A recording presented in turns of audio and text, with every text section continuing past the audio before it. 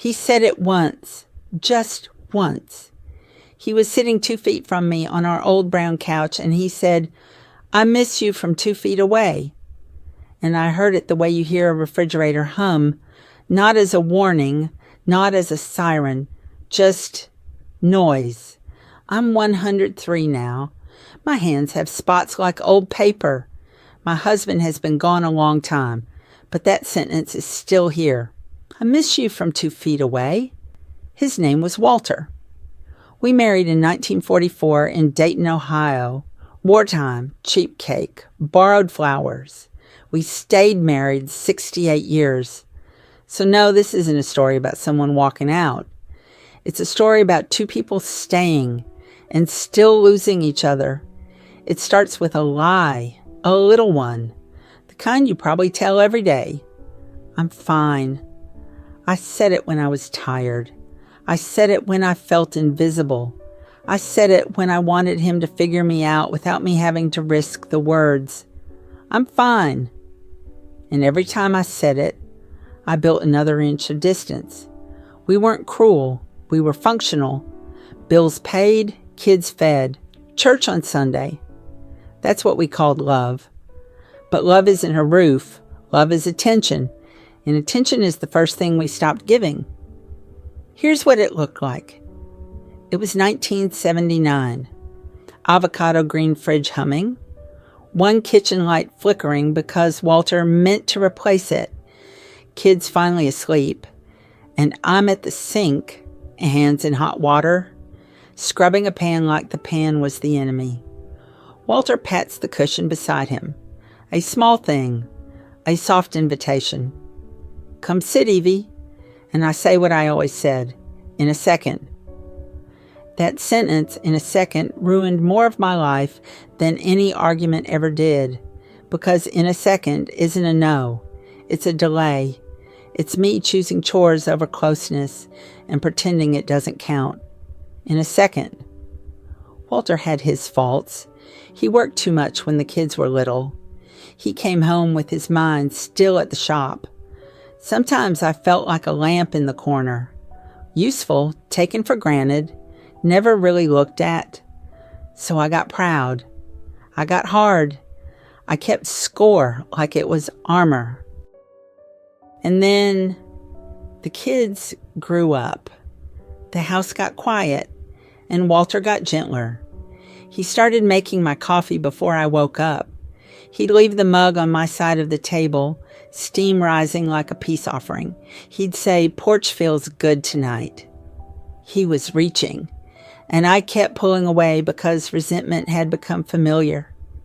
That night, the night he said it was ordinary. Hamburger helper, a half-melted candle, the porch light pulling moths in slow circles. Walter stared at the TV, but he wasn't watching it. He was working up courage like a teenage boy. Then he looked at me and said, "I miss you from 2 feet away." And instead of hearing the loneliness under it, I heard criticism. I heard, "You're not doing enough." So I snapped, quiet but sharp. "Walter, I'm right here.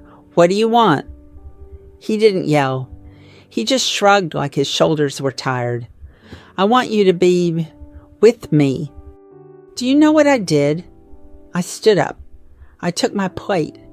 I went to the kitchen. I turned on the water so I wouldn't have to hear my own heart. I scrubbed a pan that didn't need scrubbing because the sink was easier than the truth. That's the moment I lost him. Not because he stopped loving me, because I trained him that reaching for me was pointless. So he reached less. He joked more. He went to bed earlier. The couch became his, and the kitchen became mine. 2 feet away. A whole world apart. After that night, nothing big happened. That's what fools you. There was no divorce paper, no suitcase, just a man who stopped patting the cushion, a woman who stopped noticing. He still tried at first. On Saturday mornings, he'd hold up the car keys like a peace flag. "Let's drive out to the river. Just look at the water." And I'd say, "After I finish this." Always after. always later. He'd nod like he understood. Then he'd go alone. I'd stand at the window watching his taillights disappear, and I'd tell myself, he likes his space. No, Evie, he was learning to live without you. One summer, 1992, I think, it was hot enough the candles bent. Walter bought 2 tickets to a little country concert down at the fairgrounds. He set them on the table beside my purse. 2 cheap paper tickets curled at the corners. He said, "We used to dance, remember?"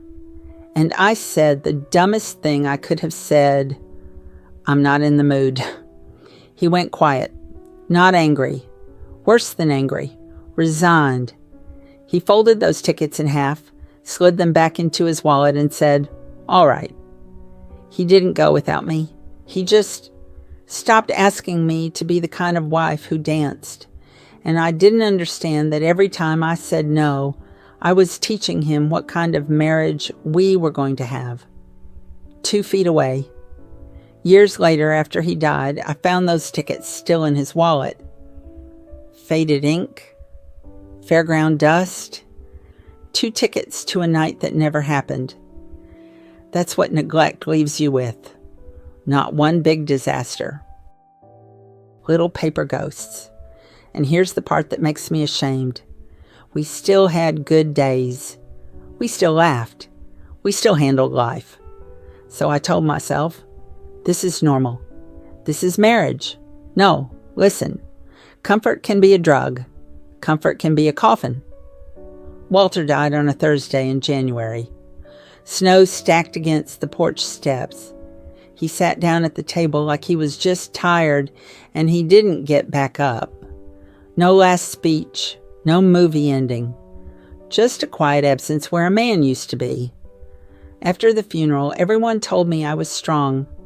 They told me I took good care of him.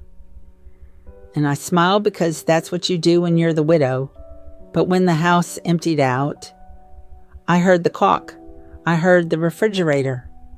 I heard the silence in the shape of his body. And that sentence came back like a slap. I miss you from 2 feet away. A few weeks later, I found a cassette tape in his nightstand. His crooked handwriting on the label. "Evie, play when you're ready." I dug an old tape player out of the basement, plugged it in. The speakers crackled, and then his voice, not sick, not old, just Walter. He said, "If you're listening to this, I guess I never said it right." And then he said it again. "I miss you. And you're sitting right there, 2 feet away. Same ache, same truth." He talked for 7 minutes about small things, how he missed our porch talks, how he didn't need a big trip or a fancy gift.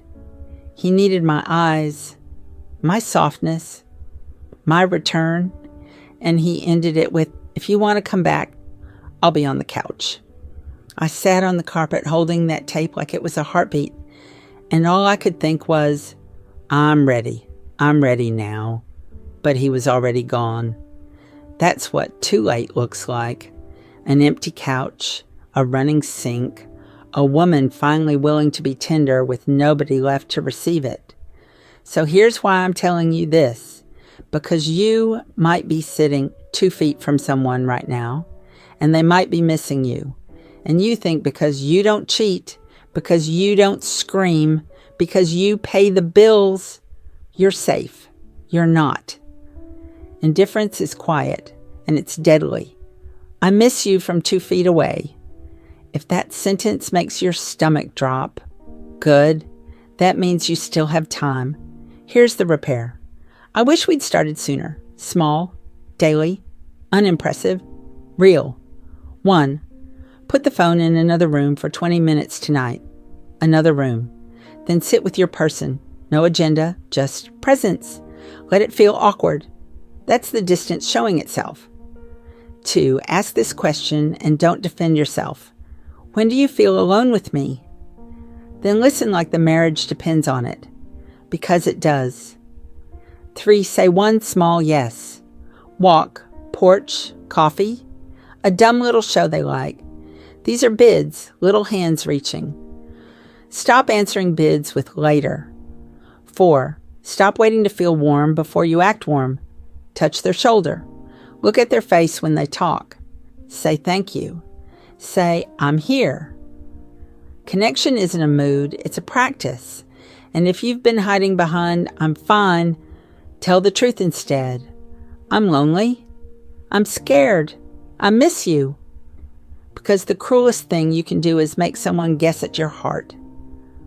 I'm 103. I don't have a lot of Tuesdays left. But you do. So go back to the room. Turn off the water. Sit down. Give them your eyes. Give them your softness. Don't let them miss you from 2 feet away. I'm out of time. You're not? Not yet. So tell me, what's the sentence you need to say tonight? And will you say it before it becomes a ghost in your house? If this hit you, subscribe. Leave one honest line in the comments.